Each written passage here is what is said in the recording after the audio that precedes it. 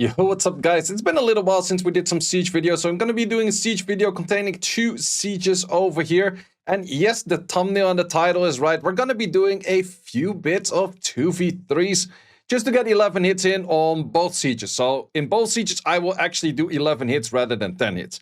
Let's see how that works out. That does mean that in 3 hits on both Sieges, so 6 hits in total, I have to do a 2 against 3.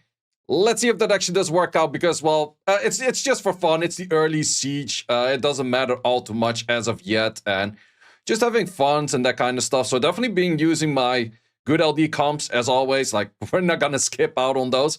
But at some point, we got to go a little bit more creative. Also, this team, I guess, was on pretty high resistance. That's why my Seiishizo is not full on the accuracy, therefore doesn't land as much. But it's still one of those comps that... it has a bit of a bruiser in it as well. That's the good thing about the Seiishizo. There's always a little bit of bruiser potential. And my typical always use team, even against Tianlengs. Against Tianleng, you actually don't want to start off with your S2, because if you were to S2 on the Tomoe, right away the Tianleng would move. So you could also replace the Tianleng for something else in this case, but I still kind of wanted to have the speed. Plus, I was a little bit lazy. I did not want to switch it. That was probably the main reason. I didn't really want to switch things, but... for the speed lead reason, it is still pretty good to have the Tomoe in there. And then Tomoe is good after like a first rotation anyways, with all of the debuffs seeded at there later on. So it's still a good unit, even if you just start off with an S1. You could make the argument that it's maybe better to start off with the other 2 units moving first, but you can still strip and those kind of things, so it's never bad in the first place. Well then, a very boring hit. I'll speed this one up a little bit for you. Yay, 4 times speed on the Feng Yang Leo Alaya. This is just one of those comps that it does not really feel against this. Unless they're like super slow as well themselves, then they could maybe do a thing or two. But yeah, you just kind of know how that works. Like Feng Yang and Leo take their turns and they start killing everything, and then that's just that. So we're not going to waste that much time. This is actually my favorite Siege hit these days. I've been using this a whole good bit. It is at the speed up thing, so I can't really slow this down. But the best thing about this is that, well, the charging battery kind of thing kind of ruined it over there. But even though that there is a defense buff on a unit, without additional damage artifacts, she still kills on an S1, which is really good. Then, of course, we gotta add in the Gojo. Of course, we gotta go for the Gojo. Not really a team where I would normally use the Gojo. Also, double missed on those where both of those were max accuracy. And this was also max accuracy that did not push back shit. The fuck? Like, it's one of those things like, yeah, sometimes things don't really work out as expected. Same for him, though. Did also miss his skill right there, which is good for me. And then we go for some Summon Clouds. This is definitely a team that I could use more often because the Songshan Lao can be fast enough that I don't really need the pushbacks, I just need the strips of the Gojo. It's definitely an option out there, but it's more of a tricky hit, I would say. Then another relatively boring hit because, well, yeah, this. Also one of those teams I can't really see killing my team altogether, and you just see the Rahul disappear. And that's kind of the issue for Rahul in general. It's either Feng Yang food or it's He Gang food. Haven't really seen the solution to that yet. Okay, then one offense that I forgot to share, which pretty typical offense right there. Everything swift. You see them, they never move, they die, you survive, GG's. But then you may have noticed, say, we're not 2v3ing. Well, this is where we get the first 2v3, and that is using Cynthia next to a Belial. And the thing is, Sylvia plus a Vendhan will push back that much that you only need a Cynthia and then the Belial. I legit played this shit on auto. Like, you can't... well, wait, can you see it over here? Oh, no, wait, you can't really see that over here because it's a replay of a replay kind of thingy. But I legit played this shit on auto. Like, I'm like, whatever. It's gonna come back. It does that. Or that's where the first skill I actually did do manual. But after that, it was just straight up auto. It's just like, yeah, sure, it will work. It will work. And yeah, that's just as good as it's gonna get. Like, they can push back all their one. It just takes a while. It's just like, yeah, pushbacks, yeah, additional turns, yay. And then at some point, you kill the thing. He's trying. He's doing his best. He's like the Venusaur from the Pokemon theme song at the start. What is Venusaur doing? His best. Then we have another hit, which is also a defense that I'm running myself, but I'm actually really not liking because Juno plus a lot of good parts on LDs do really hard counter this. In this case, we do have the Juno on Vampire. The Chroma's not on Vampire. I could also make the Chroma on Vampire, but the S2 of the Achroma, the damage by enemy max HP part, doesn't vampire for whatever reason. Never really understood that part, but yeah, that doesn't really vampire. If we had the Amber proccing and killing the Juno right away, might have been a little bit of an issue. Maybe an anti-water would have been good, but this is a relatively easy 2v3 as well. And then I only had 2 units left, and the siege was about to end, so I'm like, what can I hit? Yeah, this kind of works by the sliver of the attack bar. I actually did outspeed this. I'm like, give me doubles. The very last one gave a double 4 and killed the living shit out of it. So I was like, yeah, you got 2v3'd by a freaking Reno, brother. Oh, this was so stupid. So that made this siege an 11 out of 11 siege. Let's go on to the next. First one, very typical team. I tend to do this with Robo if I expect them to be swift as well, because Robo in the end has 5 higher base speed than a Tiana. This stuff kind of does work. Then they were rocking my old defense over here, so you can do this with the Triana. You can also do this with the Tractor. It's kind of same-ish. I kind of like the Triana version a little bit more. Apparently, I also went crit damage on the Jilton, which is not really recommended. But yeah, there's like a few ways that you can actually hit this. And main thing on this one is that you will pretty much guarantee the units to go for the Jilton rather than for the Triana that would be on the side. But therefore, you also don't have any healing. So if they do tend to kill your Jilton very fast, it might be a little bit tricky. So yes, it does kind of work, but yes, it can also be a little bit tricky. But in the end, in this case, we're getting kind of close to dying, but we're not dying as of yet.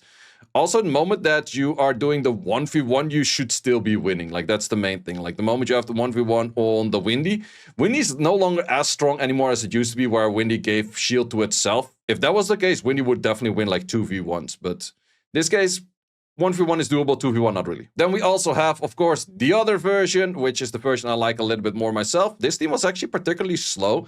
Does mean that if they Vioproc, they can do a lot of damage, because that's why I just add in a insane bit more damage stat. Did give the Death Break over there, but the Mirror is not really that high on accuracy, so luckily did not land its shits over there, so that definitely does help out. And in that case, we can just start going from healing from here. So it's a little bit tricky, but that's why you definitely want to have the 100 rest, because yeah, sure, your Kicklet might be high on accuracy, but most of the time your Mirror isn't really. So in the end, kind of a similar-ish fight. Felt a little bit safer, but it's definitely one of those fights. It really depends like how the RNG goes of how safe which version is. Like that's just the main name of the game. Personally, I'm still bigger fan of the Triana version, but some other people are also more fan of the Tractor version, or just outspeeding it, because in the end you could go 24 or like 28 lead and outspeed it because you have higher lead, and then go chilling yourself and then go for some Agrius team and then kill from there. It's definitely an option as well. Then we go back to 2v3ing, and we start off the 2v3 with exactly the same thing as before. This doesn't lose. There is actually, wait, this was actually, I did not kill the, what's it called? In the middle, the Iris in the middle right away, but even then, I wasted my turn, so it took a long time to actually get my skills back. But even then, man, we can put this 8 times speed, and this is like, that looks a little bit, yeah, this is how fun this is to play this on 8 times speed. It just takes forever. It's really this simple, man. This team is so stupid, because arguably Venton, one of the strongest units on defense in the game, Sylvia, strongest defense unit in Siege in game. It's getting 2v3 Donado. That's busted. Well, this thing is definitely gonna get... We had the nerf on the Onyx, which was the Gargoyle Dark, which was doing a similar thing. But then there was a, even easier obtainable unit, because it was just HOH just before that Siege. Got us Legend in Origin before. I think it was our first Legend, like, a few years ago. Or at least the first Origin Legend. But that's just kind of a stupid hit. I expected to get nerfed. Then this hit over here.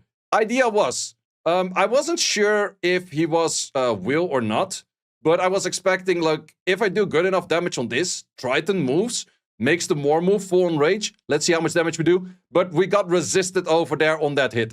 So we did do double 9s, but we got resisted on the hit. Also, funny enough, I tried this hit similarly before, and the Triton stunned the Moor, which did happen here as well. But he had the Naftis moving in front. But I had the double speed up, so he did not really fall. Interesting shenanigans nevertheless. On to the next hit, which, as mentioned before, my favorite kind of style of hit.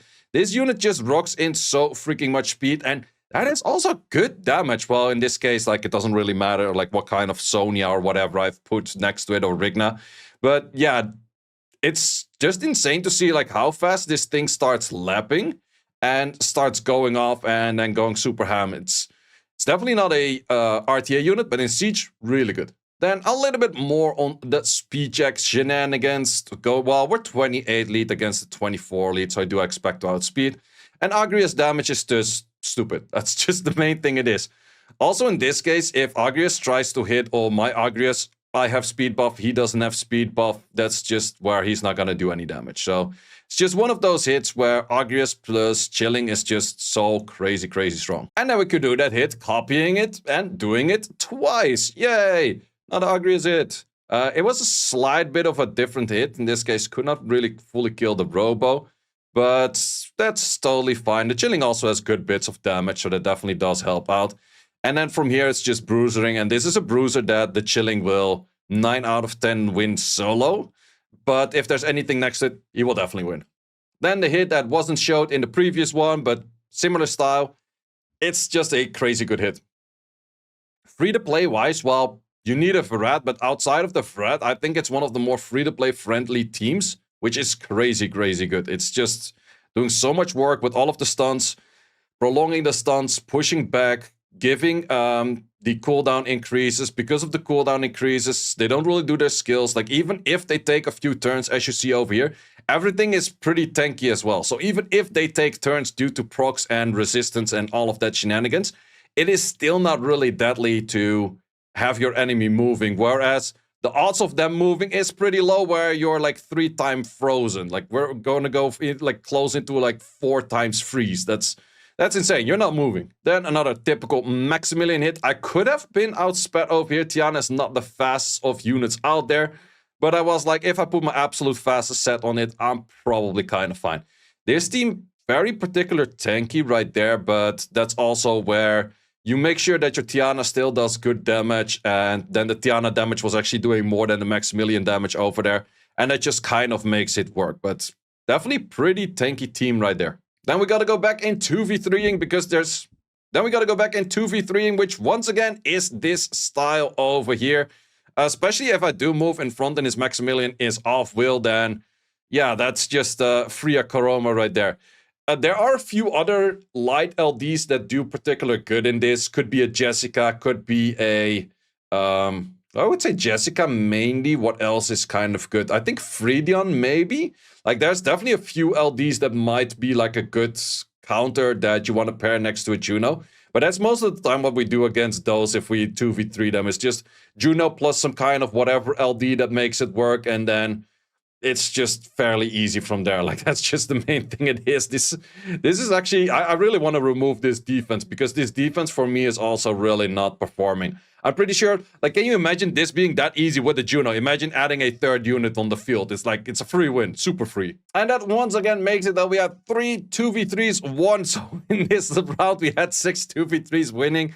It was pretty much similar teams both throughout, but then again, hey, if it wins, it wins. And we got 11 wins out of 11 wins. Once again, guys, thanks a lot for watching. See you as always in the next one. Thanks for watching. If you would like to see more guides, join the Discord and check out the content tab for the guide video archive, which contains all of the guides that you might need. Hope to see you there.